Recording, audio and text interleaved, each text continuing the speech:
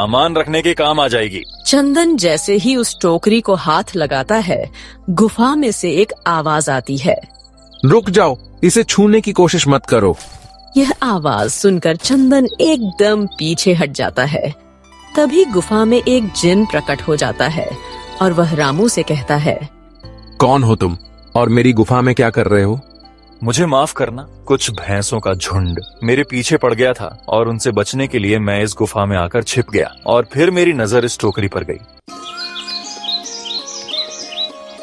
बहुत समय पहले की बात है। हरिपुर नामक एक सुंदर सा गांव हुआ करता था। उस गांव में एक लकड़हारा रहता था जिसका नाम चंदन था। चंदन बहुत ही ईमानदार और मेहनती था। वह हमेशा अपने काम से खुश रहता था। उसके पास ज्यादा पैसे नहीं थे, लेकिन वह अपनी जिंदगी से संतुष्ट था। चंदन के परिवार में उसकी पत्नी और उसके 2 बच्चे थे। चंदन सेठ हरि ठाकुर के यहाँ लकड़ी काटने का काम करता था और लकड़ी काटने के बदले में सेठ हरि ठाकुर चंदन को पैसे देता था, जिससे चंदन और उसके परिवार का गुजारा होता था। सुमन, मैं काम पर जा रहा हूँ। आज बहुत देर हो गया है। तुम बच्चों को स्कूल छोड़ आना। जी, स्कूल तो मैं छोड़ आऊंगी, लेकिन मोनू पिछले 2 दिन से कह रहे हैं कि उनके स्कूल की टीचर स्कूल की फीस मंगा रही है। हाँ, तो जाकर दे आओ ना स्कूल की फीस। अजी, कहाँ से दूं? आप जो पैसे लाते हैं उसमें मुश्किल से तो घर चल पाता है। अब उतनी सी तनख्वाह में मैं बच्चों की फीस का इंतजाम कैसे करूं? अजी, मैं एक बात आपको साफ साफ कह देती हूँ, आप सेठ हरि ठाकुर जी से पगार बढ़ाने की बात कहिए। दिन पर दिन खर्च बढ़ता जा रहा है। बाजार में अगर सब्जी लेने निकलो तो सब्जियों के दाम आसमान छू रहे हैं और बच्चों की पढ़ाई का खर्चा, घर का खर्चा, अब इतनी कम तनख्वाह में कैसे गुजारा होगा? ठीक है, मैं आज ही सेठ जी से थोड़ा पगार बढ़ाने की बात करता हूँ। इतना कहकर चंदन काम पर चला जाता है। अरे भाई, आज तो पगार का दिन है। देखो, अब यह सेठ हरि ठाकुर कोई ना कोई लोचा जरूर करेगा। हमेशा कोई ना कोई बहाना बनाकर पगार कम कर देता है और अगली बार तो मेरी आधी पगार काट ली थी, यह कहकर कि जो मैंने हरिया ठाकुर जी से रुपये उधार लिए थे उसका ब्याज बढ़कर 1000 हो गया है। इसलिए मैं तुम्हारी पगार में से 1000 रुपये काट रहा हूँ। हाँ श्याम भाई, तुम एकदम ठीक कह रहे हो। यह सेठ हरिया ठाकुर ना एक नंबर का चालाक और लालची इंसान है। एक तो दुगना काम ले लेता है और बदले में पैसे भी पूरे नहीं देता। हाँ भाई, मेरे भी अगली बार सेठ हरि ठाकुर ने पगार काट लिए थे। मैंने बस 2 छुट्टी ली थी जब मेरी बिटिया बहुत बीमार थी और इस हरि ठाकुर ने इस बात का फायदा उठाकर मेरी पूरी आधी पगार काट ली। हे भगवान, बस सेठ जी, इस बार मेरी पूरी पगार दे दें। बच्चों के स्कूल की फीस भी भरनी है। ऐसे सभी लकड़हारे अपने काम पर लग जाते हैं। काम करने के बाद सेठ हरि ठाकुर के पास जाते हैं। सेठ जी, महीना पूरा हो गया है, हमें हमारी तनख्वाह दे दीजिए। देखो भाइयों, अभी मेरे पास तुम्हें देने के लिए पैसे नहीं है। अभी माल नहीं बिका है, सारा माल गोदाम में ही पड़ा हुआ है। कल या परसों तक तुम्हें तुम्हारी तनख्वाह मिल जाएगी। पर सेठ जी, अभी हमारे पास बिल्कुल पैसे नहीं बचे हैं और घर का भी सामान लाना है, बच्चों की फीस भरनी है। अरे मैंने कहा तो सही, 1-2 दिन और रुक जाओ, कल या परसों तक पैसे मिल जाएंगे। अभी मेरे पास पैसे नहीं है। सभी लकड़हारे निराश मन से अपने अपने घर आ जाते हैं। अजी, क्या हुआ? इस बार कितना पगार मिला है? सुमन, अभी कोई पगार नहीं मिला। सेठ जी ने कहा है कि 1-2 दिन में पगार मिल जाएगा। पगार नहीं मिला? आपको तो पता है ना बच्चों की फीस भरनी है। इनकी स्कूल टीचर ने आज साफ साफ चेतावनी दे दी है कि अगर कल फीस नहीं लाई तो बच्चों को घर पर ही बिठा लेना। अब बताओ मैं क्या करूं? मैं क्या करूं सुमना, यह सेठ जी समय पर कभी पैसे देते ही नहीं है। अब तो बस हम इंतजार के सिवा और कुछ नहीं कर सकते। 1-2 दिन की बात है, देख लेते हैं। ऐसे ही 2 दिन गुजर जाते हैं। 2 दिन बाद सेठ हरि ठाकुर सबको पगार देता है। अरे श्याम, ये ले अपनी इस महीने की पगार। सेठ जी, ये तो बस 2000 है। मैंने तो इस महीने 3000 तक का काम किया है। हाँ, काम तो किया है, लेकिन तूने 1-1 घंटे आराम भी तो किया है। ये पैसे उसी आराम के कांटे हैं। पर सेठ जी, आपने तो कहा था 8 घंटे काम के महीने में 3000 मिलेंगे, और मैंने तो 8 घंटे काम किया और 1 घंटे आराम। देख श्याम, मुझे ज्यादा हिसाब किताब ना समझा। ये 2000 रख अगर चाहिए तो, और अगर नहीं चाहिए तो कहीं और काम ढूंढ ले। बेचारे श्याम के पास उन पैसे को लेने के सिवाय और कोई रास्ता नहीं था। श्याम चुपचाप वह पैसे रख लेता है। चंदन, ये लो तुम्हारे पगार। पर सेठ जी, 2000 क्यों? मेरे तो पूरे 3000 बनते हैं ना। मैंने तो कोई छुट्टी भी नहीं की और ना ही कोई आराम। मैंने तो अपना सारा काम समय पर किया है। हाँ, समय पर तो किया है, पर इस समय बाजार में लकड़ियों का दाम काफी सस्ता हो गया है। इस वजह से अभी तुम्हें भी पगार कम ही मिलेगी, जब तक लकड़ियों का दाम नहीं बढ़ता। पर सेठ जी, बात तो 3000 की हुई थी ना। अब 2000 में मैं कैसे घर चलाऊंगा? बच्चों की स्कूल की फीस भी भरनी है। सेठ जी, इस बार आप पूरे पैसे दे दीजिए। 2000 ही मिलेंगे। तुझे यहाँ काम करना है तो कर, वरना कहीं और काम ढूंढ ले। बेचारे चंदन के पास उन पैसे को लेने के सिवाय और कोई रास्ता नहीं था। अरे भाई, ये सेठ हरि ठाकुर एक नंबर का बेईमान इंसान है। सारे पैसे अपने जेब में भर लेता है और बहाने बनाता है कि लकड़ियों के दाम सस्ते हो गए हैं। देख लेना, हम गरीबों की किसी न किसी दिन इसे जरूर हाय लगेगी। नहीं हरिया, ऐसे नहीं कहते, वो हमारे अन्नदाता है। आखिर उन्हीं के वजह से तो हमारा घर चल रहा है। अरे काहे का अन्नदाता? काम के पूरे पैसे तो देता नहीं है।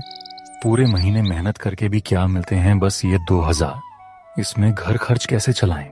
ऐसे तो हम कभी तरक्की नहीं कर पाएंगे। और हम कर भी क्या सकते हैं? श्याम, हमें लकड़ी काटने के सिवा और कोई काम कहाँ आता है?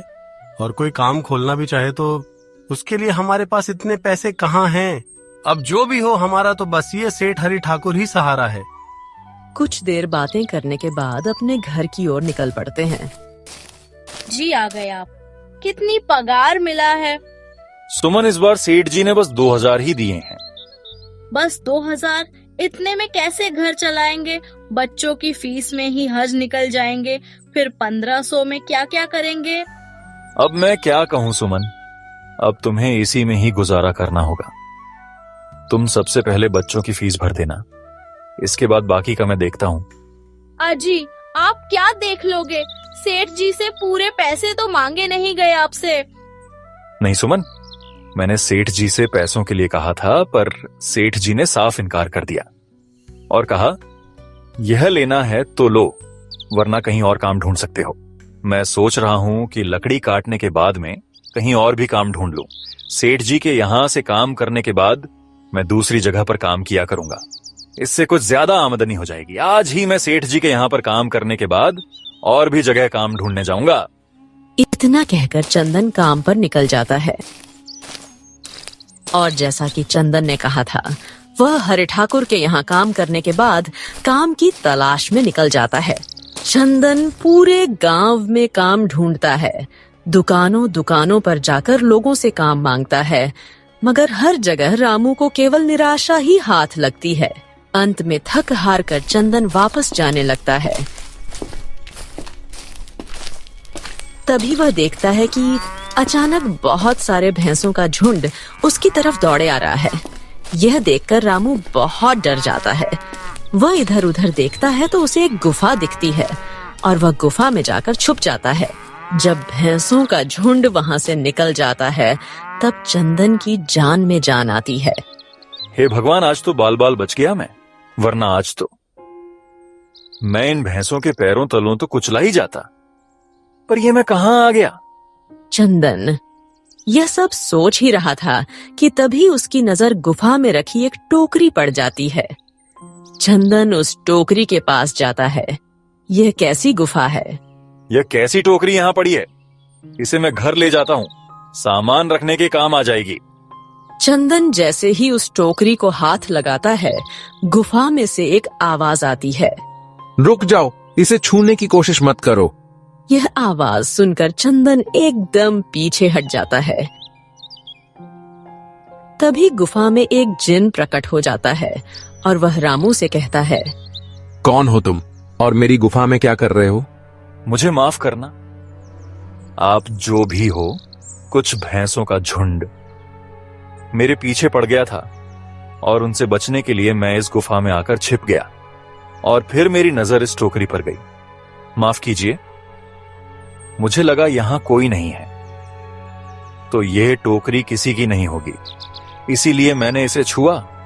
चंदन, तुम्हें डरने की जरूरत नहीं है। मैं तुम्हारे बारे में सब जानता हूँ। मेरी नजर एक बार भी जिस पर पड़ जाती है, मैं उसका इतिहास अपनी खुली आंखों से देख सकता हूँ। पर आप है कौन और आप इतने विचित्र क्यों दिखाई पड़ रहे हैं? आप अपना परिचय दीजिए, कौन है आप? मैं एक जिन हूँ और मैं कई सालों से इस गुफा की रक्षा कर रहा हूँ। यह गुफा मेरे पूर्वजों की है। इस गुफा में केवल वही इंसान घुस सकता है जिसका मन बिल्कुल पवित्र हो। अगर तुम अपवित्र होते तो तुम इस गुफा में कभी नहीं घुस पाते। तुम एक सच्चे इंसान हो, इसलिए तुम इस गुफा में घुस पाए और इस टोकरी को छू पाए। अब तुमने इस टोकरी को छुआ है तो यह टोकरी तुम्हारी हो। नहीं, मुझे ये टोकरी नहीं चाहिए, मैं तो बस देख रहा था। डरो मत चंदन, तुम यह टोकरी ले जाओ। यह कोई साधारण टोकरी नहीं है, बल्कि यह जादुई टोकरी है। क्या यह वही जादुई टोकरी है जिसके बारे में हमारी दादी कहानी सुनाई करती थी कि किसी गांव में एक जादुई टोकरी हुआ करती थी और वह सबकी इच्छाएं पूरी करती थी? हाँ चंदन, यह वही जादुई टोकरी है। अब तुम इस टोकरी के मालिक हो। तुम इसके इस्तेमाल से अपनी स्थिति सुधार सकते हो। पर याद रखना, तुम जो भी वस्तु इस टोकरी में एक बार डालोगे, वह चीज ही तुम्हें बार बार इस टोकरी में डालनी होगी। इसके अलावा तुम और दूसरी कोई चीज इस टोकरी में नहीं डाल सकते। अगर तुमने ऐसा किया तो इसका परिणाम तुम्हें ही भुगतना होगा। मेरी इस बात को हमेशा ध्यान में रखना और सोच समझकर बिना लालच किए इस टोकरी में वही सामान रखना जिसकी तुम्हें जरूरत हो। चंदन टोकरी को लेकर घर आ जाता है।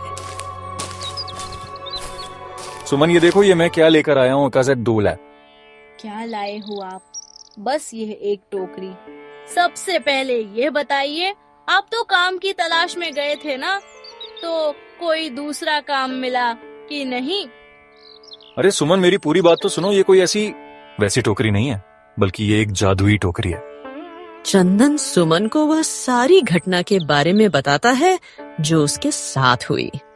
अच्छा, तो आपका कहने का मतलब है कि इस टोकरी में हमें कोई ऐसी चीज डालनी होगी जिसकी हमें सबसे ज्यादा जरूरत हो। सुमन, तुम्हें याद है, एक बार मैं जंगलों में लकड़ियां काटने गया था तो मुझे एक चंदन की लकड़ी मिली थी और वह मैंने तुम्हें लाकर दे दी थी। हाँ, दी तो थी। तो तुम उस लकड़ी को ले आओ। हम उस चंदन की लकड़ी को ही इसमें डालेंगे और उस लकड़ी से अपना एक व्यापार शुरू करेंगे। सुमन चंदन की लकड़ी को ले आती है और उसे टोकरी में डाल देती है। वह जैसे ही चंदन की लकड़ी उस टोकरी में डालते हैं, उसमें कई सारी लकड़ियां आ जाती हैं। अरे वाह, यह तो चमत्कार ही हो गया। यह देखिए, कितनी सारी चंदन की लकड़ियां हो गई। अगर आप इसको बेचेंगे तो इससे काफी अच्छे पैसे मिलेंगे। हाँ सुमन, मैं कल सुबह बाजार जाकर इनको बेच आऊंगा और जो पैसे मिलेंगे उससे हम अपने मोनू और के स्कूल की फीस भर देंगे और बाकी बचे पैसों को संभाल कर रख लेंगे।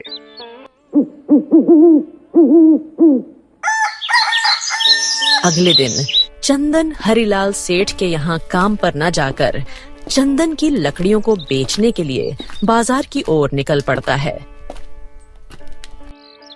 वहां पर चंदन की लकड़ियों को बहुत ही कम दामों में बेचा, जिसकी वजह से आम लोगों के साथ साथ बड़े व्यापारियों ने भी रामू से चंदन की लकड़ियां खरीदी। लकड़ियों को बेचकर रामू को काफी अच्छे पैसे मिले। पैसों को लेकर चंदन घर आ जाता है। ये देखो सुमन, उन लकड़ियों को बेचकर मुझे कितने सारे पैसे मिले हैं। ये लो कुछ पैसे, इससे तुम कल मोनू और के स्कूल के फीस भर देना। अच्छा, तो मैं काम पर जाता हूँ। अजी, आपके पास तो अब यह जादुई टोकरी है, तो अब आपको उस सेठ हरिलाल के यहाँ काम करने की क्या जरूरत है? सुमन, मैं सेठ हरिलाल जी के यहाँ काम पर नहीं जा रहा, बल्कि मैं तो वहाँ पर जो काम कर रहे बाकी के लकड़हारे हैं उन्हें यह खुशी की खबर देने जा रहा हूँ, क्योंकि सेठ हरिलाल जी से मेरे साथ साथ वह लकड़हारे भी बहुत परेशान थे। इसलिए अगर मेरा भला हो रहा है तो क्यों ना मैं उन सब का भला करूं। वह सभी बहुत ईमानदार लकड़हारे हैं, वह सभी बहुत मेहनत से काम करते हैं, मगर लालचंद ने कभी भी उनको उनकी मेहनत के सही पैसे नहीं दिए। इसलिए मैंने सोचा है क्यों ना मैं उनको अपने इस काम में शामिल कर लूं। हाँ जी, बात तो आपकी बिल्कुल सही है। अगर आप सभी लोग एक साथ मिलकर काम करेंगे तो हम सब बहुत जल्द ही तरक्की हासिल कर लेंगे। इसके बाद चंदन और सुमन बहुत ही अच्छी तरीके से जीने लगते हैं। तो दोस्तों, यदि आपको कहानी पसंद आई है तो प्लीज वीडियो को लाइक करें, चैनल को सब्सक्राइब करें और वीडियो को बहुत ही ज्यादा से शेयर करें।